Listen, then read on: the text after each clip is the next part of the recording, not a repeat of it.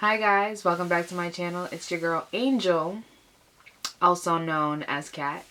And today, as you guys can tell by the title, I am going to be sharing with you the reason why I chose to get rebaptized. So in this video I am going to be very transparent because, and I think this is awesome because I recorded this video like, I want to say 4 days ago.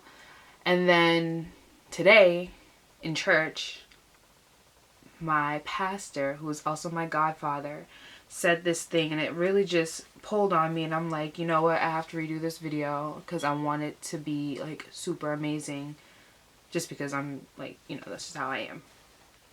And I'm going to start by telling you guys a little bit of backdrop. If you see me looking down, it's mostly because I'm playing with this tissue because this is very weird for me, and I'll probably be looking at myself on the side.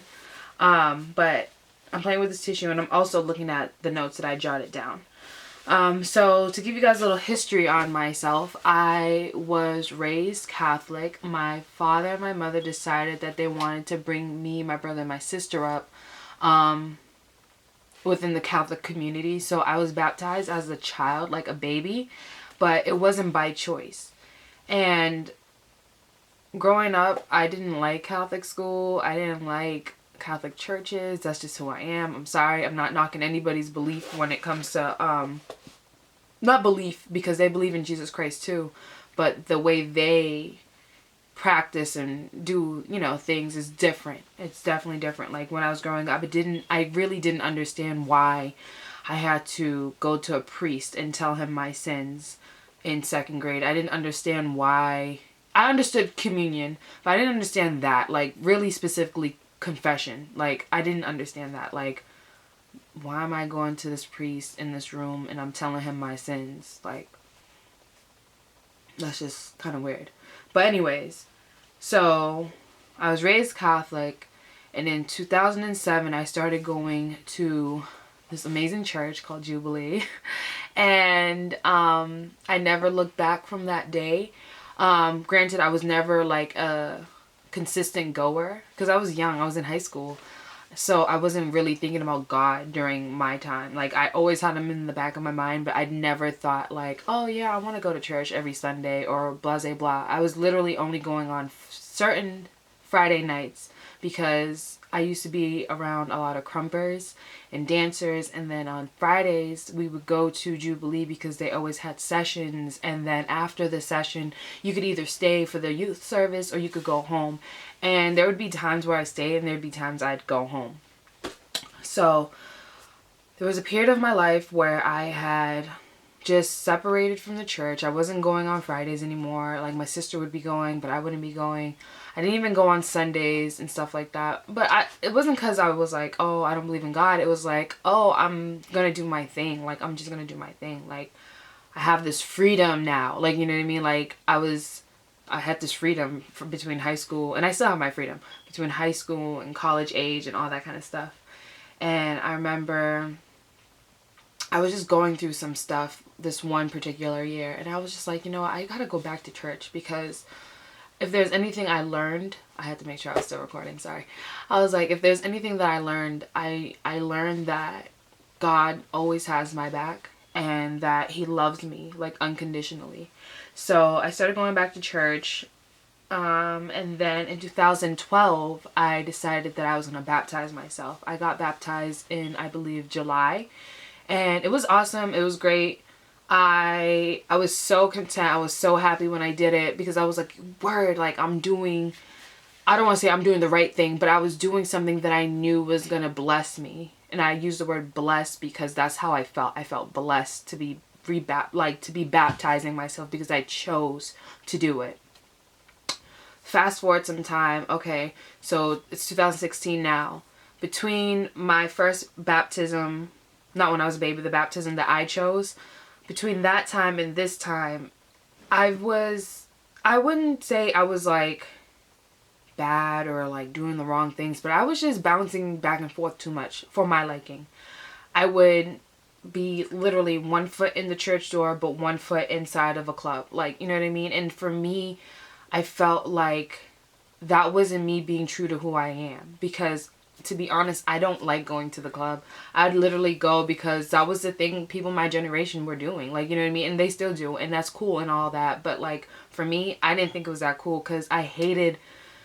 And it probably never showed because I always had a great time because I was always happy to be around my friends and see people that I haven't seen in so long.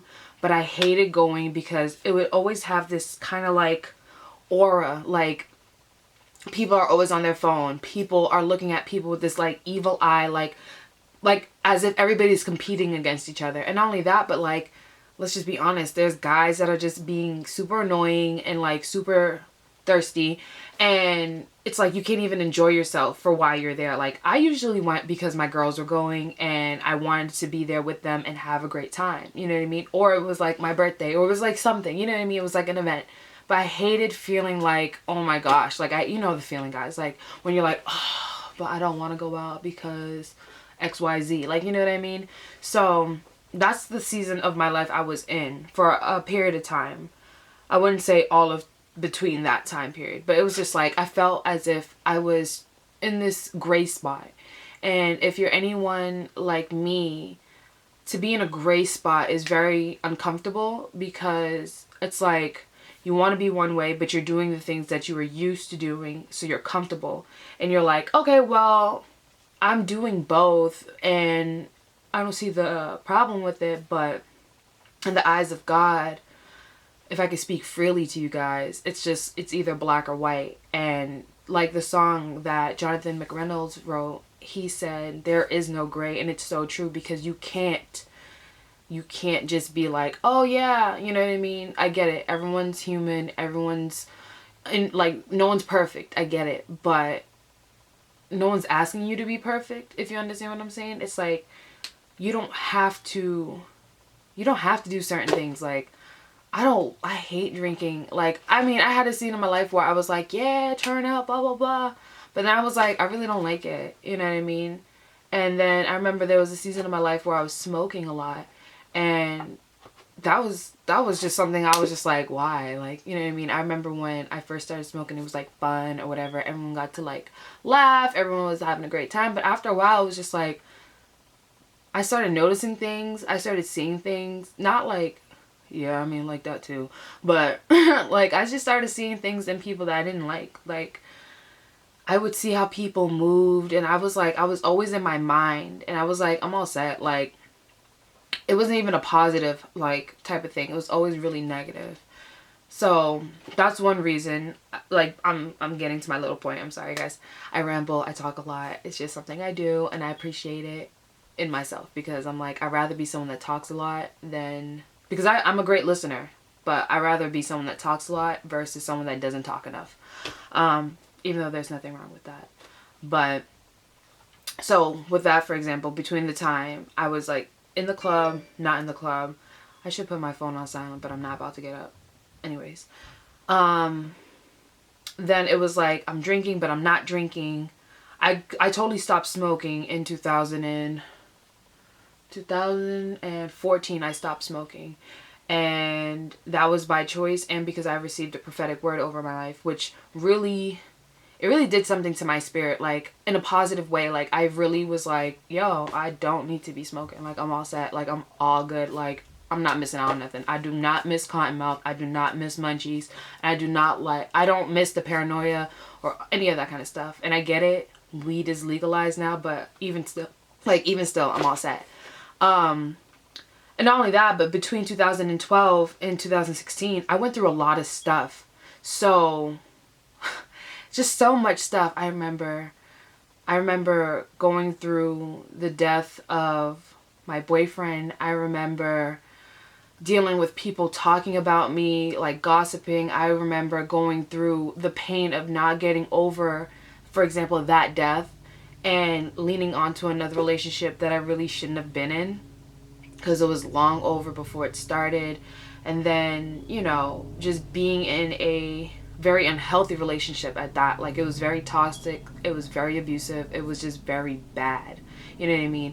And that also made me not connected to it. It took me apart from my friends. Like, it literally, and I'm saying this to all the young women and women my age or older, if you're in a relationship and it's separating you from your friends and your family, you need to get out of it, because it is not okay.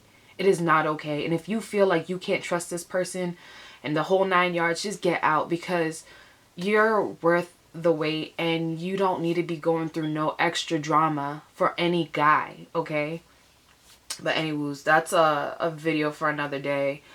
So yeah, so it was like the passing of my boyfriend, then getting into an unhealthy relationship, and then not only that, but dealing with people that would talk about me, and then dealing with my own self when it came to like things that I aspire to do, things I aspire to be, not things I aspire to be, the person I aspire to be, and just like, you know, going one direction and still not being satisfied in that direction.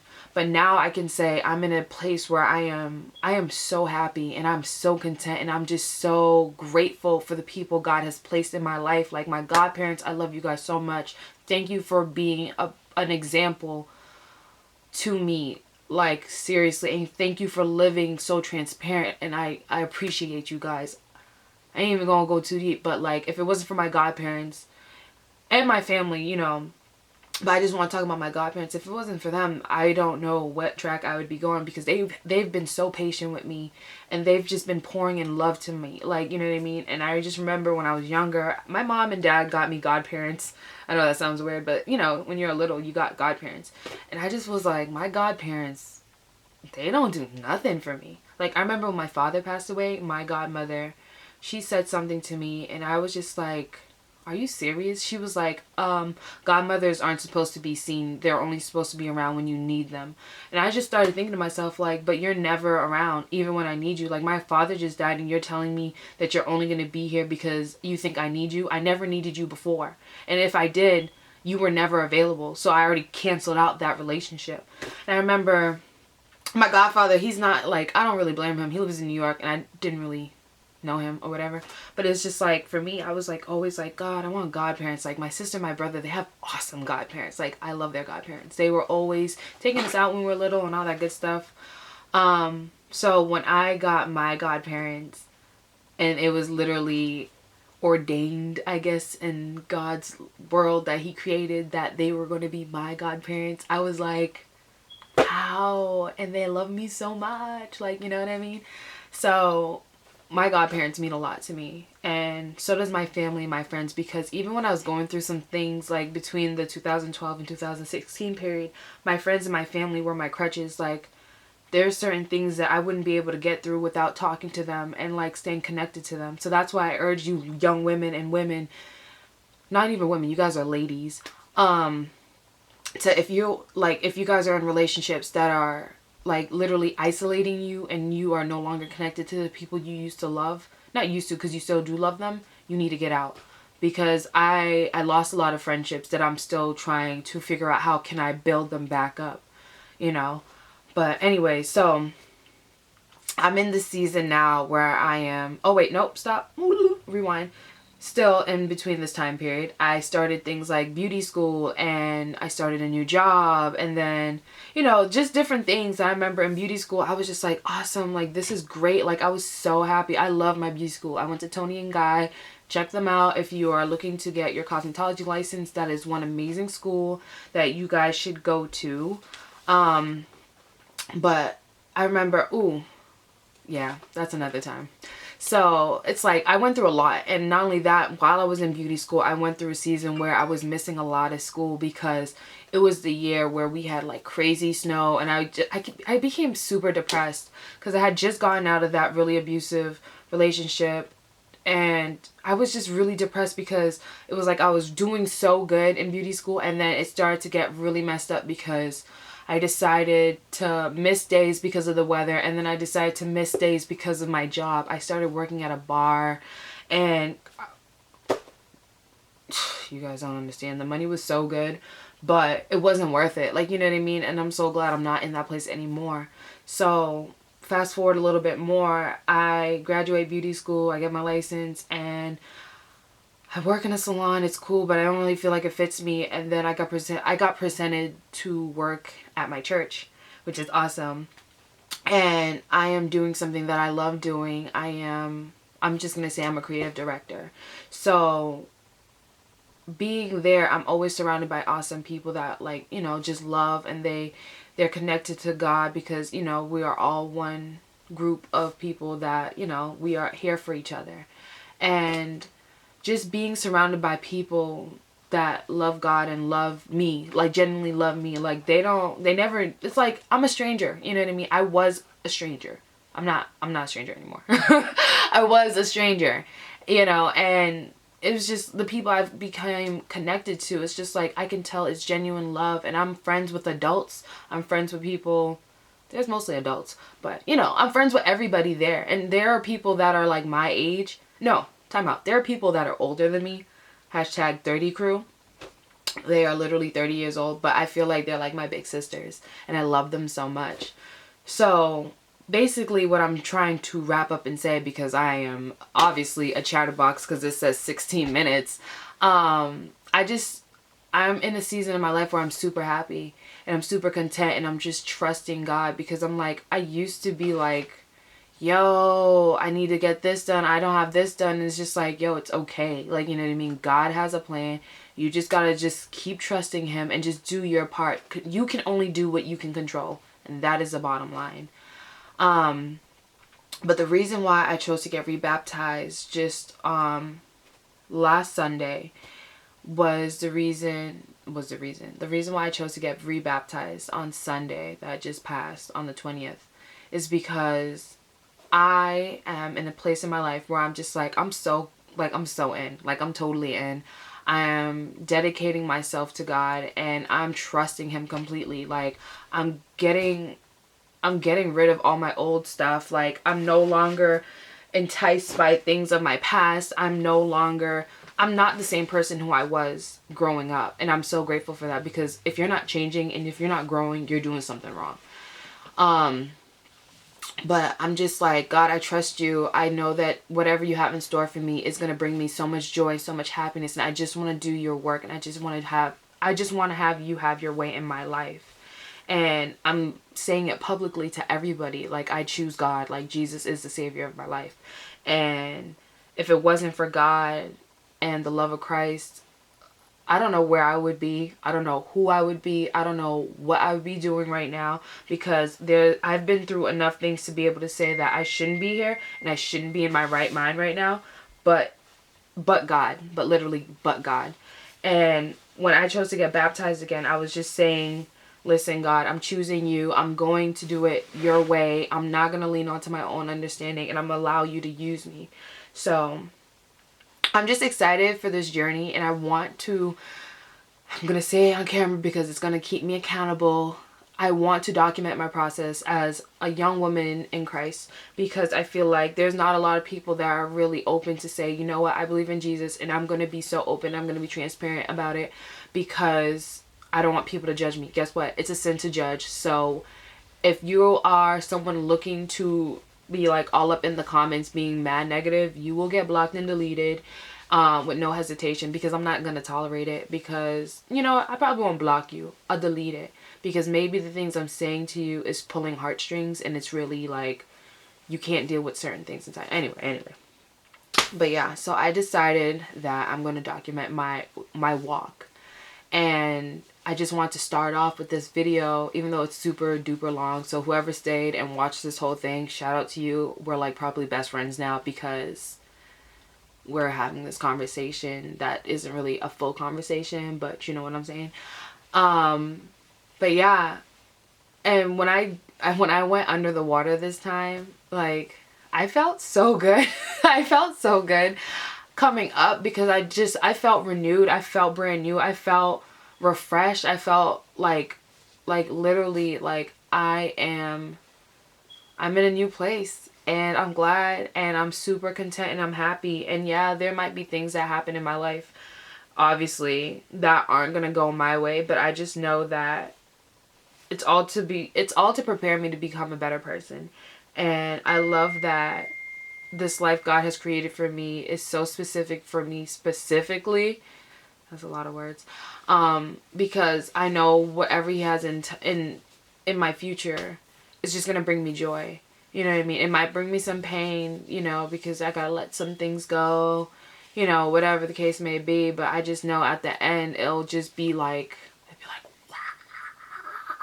you know? So that concludes my really long video. It's about to be like 23 minutes because I'm probably going to talk to 23 because I'm 23. Y'all can't see my hands, but I got peace signs up. Ooh, ooh. Anyways, but yeah. So thank you guys for watching. I hope I inspired somebody. I hope I, you know, was super transparent. I hope you guys, like, you know, appreciate the transparency too. Because this was a little uncomfortable for me because I'm like, should I do it? Should I not? But I'm like, you know what? My testimony matters. It's going to touch somebody else. And I'm so for it. Like, God, I just thank you. I love you. And you guys, thank you so much for staying to the very end. Please don't forget to like, comment, and subscribe. And follow me on Instagram, Twitter, and Snapchat. And I am going to ask you guys a question. And if you guys can answer in the comments, that'd be awesome. But my question is, I gotta make it a good one. Let me think. I should have thought of this before I recorded. My question is, have you... What is my question gonna be? Like, why did I say I'm gonna ask you guys a question? Oh, okay. Where are you on your walk? Like, where are you on your walk? When it comes to Christ, are you like kind of putting your toe in it? Like you just kind of figured out that Jesus loves you? Or are you someone that's like, I was in church, I grew up in church, my mom would make me sit in church and now I'm not in church, but now I'm back in church? Like, what is your story? Like, if you want, you can share your story with me. You could comment below, or you could even hit me up on one of my handles. And like, I want to talk to people. I realize that I love people. I love people a lot, and I love hearing people's stories. So yeah, like I said, 23. I'm out.